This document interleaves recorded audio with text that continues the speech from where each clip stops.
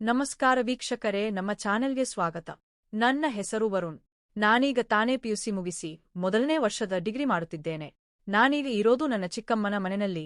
ಓದೋದಕ್ಕಾಗಿ ಸಿಟಿಗೆ ಬಂದಾಗ ಎಲ್ಲೋ ಹಾಸ್ಟೆಲ್ನಲ್ಲಿ ಉಳಿಯೋದರ ಬದಲು ನನ್ನ ಅಮ್ಮನ ತಂಗಿ ಇಲ್ಲೇ ಇರುವುದರಿಂದ ಚಿಕ್ಕಮ್ಮನ ಮನೆಯಲ್ಲೇ ಉಳಿಯುವ ನಿರ್ಧಾರ ಮಾಡಿದೆ. ನನ್ನ ಚಿಕ್ಕಮ್ಮನೂ ಕೂಡ ನನ್ನನ್ನು ಕೇಳಿಕೊಂಡಾಗ ಇಲ್ಲ ಎನ್ನಲಾಗದೆ ಅವರ ಮನೆಯಲ್ಲಿಯೇ ಉಳಿಯುವ ತೀರ್ಮಾನ ಮಾಡಿದೆ. ನನ್ನ ಚಿಕ್ಕಮ್ಮನ ಹೆಸರು ಸರೋಜ್. ನೋಡೋದಕ್ಕೆ ತುಂಬಾ ಸುಂದರವಾದ ಹೆಂಗಸು. ನನ್ನ ಚಿಕ್ಕಪ್ಪ ತೀರಿ ಹೋಗಿ ಸುಮಾರು 7 ವರ್ಷಗಳೇ ಕಳೆದು ಹೋಗಿವೆ.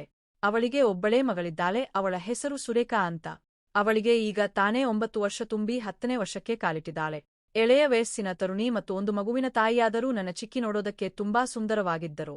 ಯಾರೇ ನೋಡಿದರೂ ಅವರಿಗೆ ಮದುವೆಯಾಗಿ ಮಗು ಇದೆ ಎಂದು ಹೇಳೋದಕ್ಕೆ ಸಾಧ್ಯವೇ ಇರಲಿಲ್ಲ. ಆ ರೀತಿ ಕಾಣುತ್ತಿದ್ದರು. ನಾನು ಅಂದ್ರೆ ನನ್ನ ಚಿಕ್ಕಮ್ಮನಿಗೆ ತುಂಬಾನೇ ಪ್ರೀತಿ. ಚಿಕ್ಕಂದಿನಿಂದ ನನ್ನ ಚಿಕ್ಕಮ್ಮನೇ ನನ್ನನ್ನು ನೋಡಿಕೊಳ್ಳುತ್ತಿದ್ದರಿಂದ ನಮಗೆ ಸ್ವಲ್ಪ ಸಲಿಗೆ ಜಾಸ್ತಿಯೇ ಇತ್ತು. ನಾನು ಚಿಕ್ಕಮ್ಮನಿಗೆ ಮನೆ ಕೆಲಸ ಮಾಡೋದರಲ್ಲಿ ತುಂಬಾನೇ ಸಹಾಯ ಮಾಡುತ್ತಿದ್ದೆ. ಆ ಸಂದರ್ಭದಲ್ಲಿ ಆಗಾಗ ನನ್ನ ಚಿಕ್ಕಮ್ಮ ನನ್ನ ಮೈ ಮುಟ್ಟೋದು ಅಥವಾ ನನ್ನನ್ನು ತಪ್ಪಿಕೊಳ್ಳೋದು ಮಾಡುತ್ತಿದ್ದರು. ಆಗೆಲ್ಲ ನನಗೆ ಏನೂ ಅನಿಸುತ್ತಿರಲಿಲ್ಲ. ಆದರೆ ಇತ್ತೀಚೆಗೆ ನನ್ನ ಸ್ನೇಹಿತರ ಸಹವಾಸದಿಂದ ಪೋಲಿ ವಿಡಿಯೋಗಳನ್ನು ನೋಡೋದಕ್ಕೆ ಶುರು ಮಾಡಿದ್ದೆ. ಆದ್ದರಿಂದ ನನಗೆ ಯಾರನ್ನಾದರೂ ನೋಡಿದರೆ ಸಾಕು, ಏನಾದರೂ ಮಾಡಲೇಬೇಕು ಅನ್ನಿಸೋದಕ್ಕೆ ಶುರುವಾಗಿ ಬಿಟ್ಟಿದೆ. ಒಂದೊಂದು ಸಲ ನನ್ನ ಚಿಕ್ಕಿ ಬಂದು ತಪ್ಪಿಕೊಂಡಾಗ ನನ್ನ ಚಿಕ್ಕಿಯನ್ನು ನೋಡಿ ಕೂಡ ಹಾಗೆಯೇ ಅನ್ನಿಸುತ್ತಿತ್ತು. ಅದಾದ ಮೇಲೆ ಇದು ತಪ್ಪು ಅಂತ ಅಂದುಕೊಂಡು ಸುಮ್ಮನಾಗಿ ಬಿಡುತ್ತಿದ್ದೆ. ಆದರೆ ಒಂದು ದಿನ ನನ್ನ ಗೆಳೆಯ ನನ್ನ ಜೊತೆ ಓದಿಕೊಳ್ಳುವುದಕ್ಕೆ ಅಂತ ಮನೆಗೆ ಬಂದಿದ್ದ. ಹೀಗೆ ರೂಮಿನಲ್ಲಿ ಬಾಗಿಲು ಹಾಕಿಕೊಂಡು ಇಬ್ಬರೂ ಓದುತ್ತಾ ಕುಳಿತಿದ್ದಾಗ ಅವನು, ಹೇ ಸಾಕು ಬಿಡೋ ಓದಿದ್ದು, ಬಾ ವಿಡಿಯೋ ನೋಡೇನು, ತುಂಬಾ ವಿಡಿಯೋಗಳನ್ನು ಡೌನ್ಲೋಡ್ ಮಾಡಿಟ್ಟಿದ್ದೀನಿ ಅಂತ ಹೇಳಿದ. ನಾನು ಕೂಡ ಆಸೆಯಿಂದ ವಿಡಿಯೋ ನೋಡೋದಕ್ಕೆ ಕುಳಿತುಕೊಂಡೆ. ಸುಮಾರು ಹೊತ್ತು ವಿಡಿಯೋ ನೋಡಿದ ಮೇಲೆ ಅವನು ನನ್ನ ಹತ್ತಿರ ಕೇಳಿದ, ವರುಣ್, ನೀನು ರಿಯಲ್ ಆಗಿ ಯಾರನ್ನಾದರೂ ಮಾಡಿದ್ದೀಯಾ ಅಂತ. ಆಗ ನಾನು, ಇಲ್ಲ ಕಣೋ, ನೀನು ಮಾಡಿದ್ದೀಯಾ ಅಂತ ಕೇಳಿದೆ. ಅದಕ್ಕೆ ಅವನು, ಹೌದು ಕಣೋ, ಮಾಡಿದ್ದೀನಿ ಅಂದ. ನಾನು ಆಶ್ಚರ್ಯವಾಗಿ, ಹೌದೇನೋ, ಯಾರ್ ಜೊತೆಗೆ ಅಂತ ಕೇಳಿದೆ. ಅವನು ನನ್ನ ಚಿಕ್ಕಮ್ಮನ್ ಜೊತೆಗೆ ಅಂದಾಗ ನಾನು ಆಶ್ಚರ್ಯದಿಂದ, ಇದೇನು ಹೇಳ್ತಾ ಇದ್ದೀಯಾ ನೀನು, ಅದೆಲ್ಲ ತಪ್ಪು ಅಲ್ವಾ ಅಂತ ಕೇಳಿದೆ. ಆಗ ಅವನು, ಯಾವ ತಪ್ಪೂ ಇಲ್ಲ, ನನ್ನ ಚಿಕ್ಕಮ್ಮ ನೋಡೋದಕ್ಕೆ ಎಷ್ಟು ಸುಂದರವಾಗಿದ್ದಾರೆ ಗೊತ್ತಾ ನಿನಗೆ. ಮೊನ್ನೆ ರಜೆ ಹಾಕಿ ನನ್ನ ಚಿಕ್ಕಮ್ಮನ ಮಗಳ ಮದುವೆಗೆ ಹೋಗಿದ್ದಾಗ ನನ್ನ ಚಿಕ್ಕಮ್ಮನ್ ಜೊತೆ ಮಾಡಿಕೊಂಡು ಬಂದೆ. ಎಷ್ಟು ಚೆನ್ನಾಗಿತ್ತು ಗೊತ್ತಾ ಎಂದು ಹೇಳಿದ. ಮುಂದುವರಿದು ಅವನು, ನಿನ್ನ ಚಿಕ್ಕಮ್ಮ ಕೂಡ ನೋಡೋದಕ್ಕೆ ತುಂಬಾ ಸುಂದರವಾಗಿದ್ದಾರೆ, ನೋಡು, ಟ್ರೈ ಮಾಡು ಅಂತ ಹೇಳಿದಾಗ ನಾನು ಅವನಿಗೆ ಉಗಿದು ಸುಮ್ಮನಿರಿಸಿದ್ದೆ. ಅವನು ಕೋಪದಿಂದ ಅಲ್ಲಿಂದ ಹೊರಟೇ ಬಿಟ್ಟ. ಇದಾದ ಮೇಲೆ ನಾನು ಯೋಚಿಸೋದಕ್ಕೆ ಶುರು ಮಾಡಿದೆ. ಅವನು ಕೂಡ ಅವನ ಚಿಕ್ಕಮ್ಮನ್ ಜೊತೆ ಮಾಡಿದ್ದಾನೆ ಅಂದಮೇಲೆ ಏನೂ ತಪ್ಪಿಲ್ಲ, ನಾನು ಯಾಕೆ ಒಂದು ಸಲ ಟ್ರೈ ಮಾಡಬಾರದು ಅಂತ ಅಂದುಕೊಂಡೆ. ಹೀಗೆ ಯೋಚಿಸುತ್ತಾ ಇರುವಾಗ ನನ್ನ ಚಿಕ್ಕಮ್ಮ ಬಂದು, ಏನು ಯೋಚಿಸುತ್ತಿದ್ದೀಯಾ ವರುಣ್ ಅಂತ ಕೇಳಿದರು. ನಾನು, ಏನು ಇಲ್ಲ ಚಿಕ್ಕಮ್ಮ, ಸುಮ್ಮನೆ ಹೀಗೆ ಏನೋ ಯೋಚಿಸುತ್ತಿದ್ದೆ ಅಂತ ಹೇಳಿದಾಗ, ಈಗಿನ ಹುಡುಗರು ಸುಮ್ಮನೆ ಏನಾದರೂ ಒಂದು ಯೋಚಿಸುತ್ತಲೇ ಇರುತ್ತೀರಾ ಅಂತ ಗೊಣಗುತ್ತಾ ಅಲ್ಲಿಂದ ಹೊರಟು ಹೋದರು. ಇದಾದ ಮೇಲೆ ಅವರು ಓಡಾಡುವಾಗ, ಕೆಲಸ ಮಾಡುವಾಗ ಅವರನ್ನು ಗಮನಿಸುವುದಕ್ಕೆ ಶುರು ಮಾಡಿದೆ. ನನಗೂ ಕೂಡ ಕ್ರಮೇಣ ಅವರ ಮೇಲೆ ಆಸೆ ಬೆಳೆಯುವುದಕ್ಕೆ ಶುರುವಾಯಿತು. ಹೇಗಾದರೂ ಮಾಡಿ ನನ್ನ ಚಿಕ್ಕಮ್ಮನನ್ನು ವಶಪಡಿಸಿಕೊಳ್ಳಲೇಬೇಕು ಅಂತ ತೀರ್ಮಾನ ಮಾಡಿಬಿಟ್ಟೆ. ಆದರೆ ಅದು ಅಷ್ಟು ಸುಲಭವಾಗಿರಲಿಲ್ಲ. ನಾನು ನನ್ನ ಚಿಕ್ಕಮ್ಮನ ಮೇಲೆ ಕಣ್ಣಿಟ್ಟಿದ್ದರೆ ನನಗೆ ಗೊತ್ತಿಲ್ಲದಂತೆ ನನ್ನ ಚಿಕ್ಕಮ್ಮನ ಮಗಳಾದ ಸುರೇಖಾ ನನ್ನ ಮೇಲೆ ಕಣ್ಣಿಟ್ಟಿದ್ದಳು. ಇದು ನನಗೆ ತಿಳಿಯಲೇ ಇಲ್ಲ. ನಾನು ಅವಳನ್ನು ಇನ್ನು ಪುಟ್ಟ ಹುಡುಗಿ ಅಂತ ಅಂದುಕೊಂಡು ಬಿಟ್ಟಿದ್ದೆ. ಹಾಗಾಗಿ ಅವಳು ತೊಡೆ ಮೇಲೆ ಬಂದು ಕುಳಿತಾಗ ಅಥವಾ ನನ್ನನ್ನು ತಪ್ಪಿಕೊಂಡಾಗ ನನಗೆ ಯಾವುದೇ ಭಾವನೆಗಳು ಬರುತ್ತಿರಲಿಲ್ಲ. ಆದರೆ ಅವಳು ಬೇಕು ಬೇಕು ಅಂತಲೇ ಇದನ್ನೆಲ್ಲ ಮಾಡುತ್ತಿದ್ದಳು ಅಂತ ನನಗೆ ಆಗ ನಿಜಕ್ಕೂ ಗೊತ್ತಿರಲಿಲ್ಲ. ನನ್ನ ಗಮನವೆಲ್ಲ ಬರೀ ನನ್ನ ಚಿಕ್ಕಮ್ಮನ ಮೇಲೆ ಇದ್ದಿದ್ದರಿಂದ ನಾನು ಇವಳ ಕಡೆ ಗಮನವೇ ಕೊಡಲಿಲ್ಲ. ಆಗ ತಾನೇ ಟೀನೇಜ್ಗೆ ಕಾಲಿಟ್ಟಿದ್ದ ಅವಳು ನನ್ನ ಮೇಲೆ ಆಸೆ ಬೆಳೆಸಿಕೊಳ್ಳುತ್ತಾ ಹೋಗುತ್ತಿದ್ದಳಂತೆ. ಇದು ನನಗೆ ಆಮೇಲೆ ತಿಳಿಯಿತು. ಒಂದು ದಿನ ಹೇಗಾದರೂ ಮಾಡಿ ಚಿಕ್ಕಮ್ಮನನ್ನು ಪಡ್ಕೊಳ್ಳಲೇಬೇಕು ಅಂತ ತೀರ್ಮಾನ ಮಾಡಿ ಧೈರ್ಯವಾಗಿ ಅವರ ಹತ್ತಿರ ಹೋದೆ. ಚಿಕ್ಕಮ್ಮ, ನಾನು ನಿಮ್ಮನ್ನ ಏನೋ ಕೇಳಬೇಕು, ಕೇಳಲಾ ಅಂತ ಕೇಳಿದೆ. ಅದಕ್ಕೆ ಅವರು, ನನ್ನ ಹತ್ತಿರ ಕೇಳೋದಕ್ಕೆ ನಿನಗೆ ಅಂತಹ ಸಂಕೋಚ ಯಾಕೋ, ಕೇಳು ಅಂತ ಹೇಳಿದರು.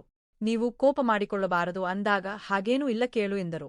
ಆಗ ನಾನು ಧೈರ್ಯ ಮಾಡಿ, ಚಿಕ್ಕಮ್ಮ, ಚಿಕ್ಕಪ್ಪ ತೀರಿ ಹೋಗಿ 7 ವರ್ಷಗಳೇ ಕಳೆದವು, ನಿಮ್ಮ ಆಸೆಗಳನ್ನು ಪೂರೈಸಿಕೊಳ್ಳುವುದಕ್ಕೆ ನೀವು ಏನು ಮಾಡ್ತಾ ಇದ್ದೀರಾ ಅಂತ ಕೇಳಿದೆ. ಆಗ ನನ್ನ ಚಿಕ್ಕಮ್ಮ ಆಶ್ಚರ್ಯದಿಂದ ನನ್ನ ಮುಖ ನೋಡಿದರು. ಈಗ ಗ್ಯಾರಂಟಿ ಬೈಯುತ್ತಾರೆ ಅಂತ ನಾನು ಸ್ವಲ್ಪ ಭಯಪಟ್ಟು ನಿಂತಿದ್ದೆ.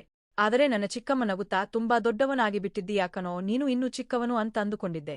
ಇದೆಲ್ಲ ನಿನಗೆ ಯಾರು ಹೇಳಿಕೊಡುತ್ತಿದ್ದಾರೆ ಅಂತ ಕೇಳಿದಾಗ ನನಗೆ ಸ್ವಲ್ಪ ಸಮಾಧಾನ ಮತ್ತು ಧೈರ್ಯ ಬಂತು.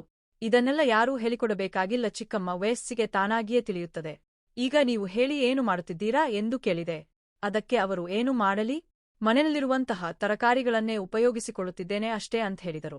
ಆಗ ನಾನು ಇನ್ನು ಹತ್ತಿರಕ್ಕೆ ಬಂದು, ಅದನ್ನು ಉಪಯೋಗಿಸಿಕೊಳ್ಳುವುದಕ್ಕಿಂತ ನಿನಗೆ ನಾನು ಕಾಣಿಸಲಿಲ್ಲವಾ ಅಂತ ಧೈರ್ಯ ಮಾಡಿ ಕೇಳಿಯೇ ಬಿಟ್ಟೆ.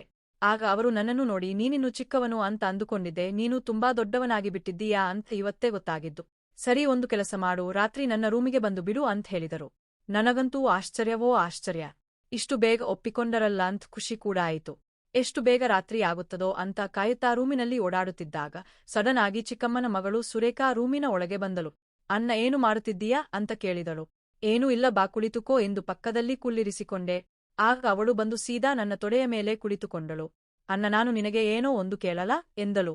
ನಾನು ಕೇಳು ಅಂದೆ. ಆಗ ಅವಳು, ನಿನ್ನ ಫೋನ್ನಲ್ಲಿರುವ ಎಲ್ಲಾ ವಿಡಿಯೋಗಳನ್ನು ನಾನು ನೋಡಿಬಿಟ್ಟಿದ್ದೀನಿ ಅಂದಳು. ನಾನು ಆಶ್ಚರ್ಯವಾಗಿ ಅವಳನ್ನು ನೋಡಿದಾಗ, ಹೌದು, ನಿನ್ನೆ ನೀನು ಗೇಮ್ ಆಡಲು ಫೋನ್ ಕೊಟ್ಟಿದ್ದಾಗ ಎಲ್ಲವನ್ನೂ ನೋಡಿದೆ ಅಂದಳು.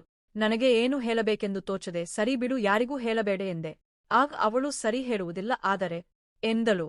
ಆದರೆ ಏನು ಹೇಳು ಎಂದು ಕೇಳಿದಾಗ, ನನಗೂ ಕೂಡ ಹಾಗೆ ಮಾಡಬೇಕು ಅನಿಸುತ್ತಿದೆ, ನೀನು ನನಗೆ ಅವರ ರೀತಿಯೇ ಮಾಡುತ್ತೀಯಾ ಎಂದು ಕೇಳಿದಳು. ನನಗಂತೂ ಆಶ್ಚರ್ಯವಾಯಿತು, ಏಕೆಂದರೆ ಅವಳು ದೊಡ್ಡವಳಾಗಿ ಕೇವಲ 1 ವರ್ಷವಾಗಿದೆ ಅಷ್ಟೇ. ನೀನು ತುಂಬಾ ಚಿಕ್ಕವಳು ಎಂದಾಗ, ನಾನೇನು ಚಿಕ್ಕವಳಲ್ಲ, ನನಗೂ ಅವೆಲ್ಲಾ ಆಸೆ ಆಗುತ್ತದೆ. ನಿನಗೆ ನನ್ನನ್ನು ನೋಡಿ ಯಾವತ್ತೂ ಆಸೆ ಆಗಲೇ ಇಲ್ವಾ ಎಂದು ಕೇಳಿದಳು. ಇಷ್ಟು ದಿನ ಅವಳನ್ನು ಗಮನಿಸದ ನಾನು ಇಂದು ಅವಳನ್ನು ನೋಡಿದಾಗ ನಿಜಕ್ಕೂ ಆಶ್ಚರ್ಯವಾಯಿತು. ಅವಳಿಗೆ ವಯಸ್ಸಿಗೆ ಮೀರಿದ ಸೌಂದರ್ಯವಿತ್ತು. ನಾನು ಚಿಕ್ಕಮ್ಮನ ಕಡೆ ಗಮನ ಕೊಟ್ಟು ಇವಳನ್ನು ನಿರ್ಲಕ್ಷ್ಯ ಮಾಡಿಬಿಟ್ಟೆನಾ ಅನ್ನಿಸಿತು.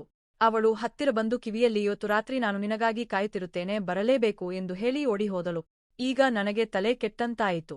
ಒಂದು ಕಡೆ ಅನುಭವವಿರುವ ಚಿಕ್ಕಮ್ಮ, ಇನ್ನೊಂದು ಕಡೆ ಎಳೆ ವಯಸ್ಸಿನ ಸುರೇಖಾ.